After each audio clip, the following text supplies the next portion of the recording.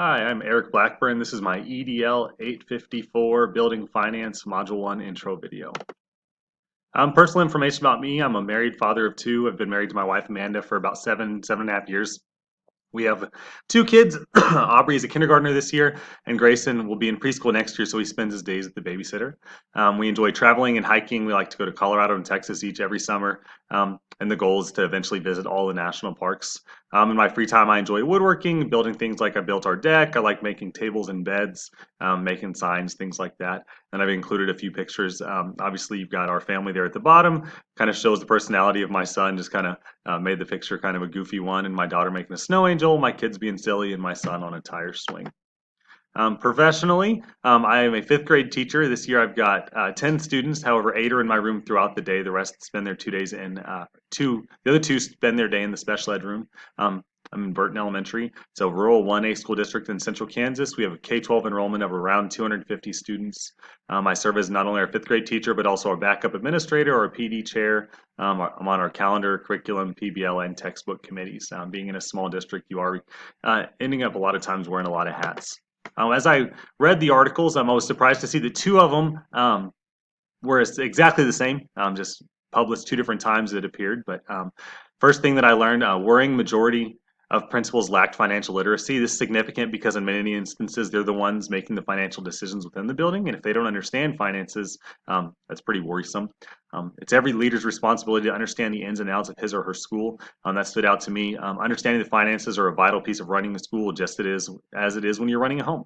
If you don't have an understanding of the finances, you're kind of going to be in a bad situation. Responsibilities for principals have multiplied. Principals need to have an understanding of what they need to have an understanding of what they need to know to run a school. Their knowledge base is going to be far different than it was even 10 or 15 years ago with the influx of the massive amounts of technology. Regularly approving and revising school budgets. Effective and in-tune leaders must continually work to ensure everything budget-wise is solid. Decentralizing resources allows for decisions to be made by those most closely in tune with the needs of schools. Giving on-site leaders the ability to spend more money where it is truly needed yields the best results. I hadn't really heard about them bringing down things from the district perspective or district control down to an individual school control, and I think that's a pretty solid, good idea. Continuing on, benefits of school-based management allows for alignment of goals with financial resources. Giving principals the opportunity to spend money where it needs to be spent helps to accomplish school goals. It's going to be more aligned. Money is either controlled at a district level or at a building level. I liked how they were able to explain those two differences. Many districts have begun trusting building administrators to spend money as they see fit. State and local dollars comprise 92% of all educational spendings. This stood out to me because all too often federal dollars, what we hear about, we hear as though federal dollars make the big difference, but if it's only 8%, how big of a difference does it really make? State and local monies fund the majority of education. School finance formulas determine how dollars are allocated to districts, but they're most restricted for specific decisions. This is tough because building leaders then have very small amounts of flexibility when it comes to how they spend the monies. 82% of superintendents agree that funding without burdensome requirements better aligns with goals, strategies, and resource allocation decisions. This was important or stood out to me because even district level administrators recognize that local decision making results in funds that are more likely to help schools achieve their goals.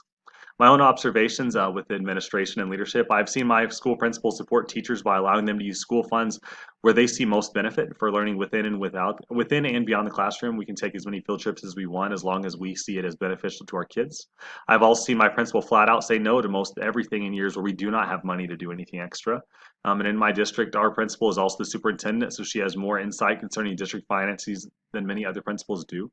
She's very open with staff and honest about when we do and when we do not have money as a district. Finally, my concern about moving forward and being in charge of a building's finances. My biggest concern about being in charge of a school budget is understanding what I can actually spend. In many instances, districts do not know what the budget is until after money is already being spent. How do you not overspend in a situation like that? For me, I'm not spending money out of my personal checking account until the money's there. In a district or in a school situation, you're more running completely on credit, which is a very scary proposition. Finally, here's the references for the 4 articles. Thank you for viewing my video and good luck this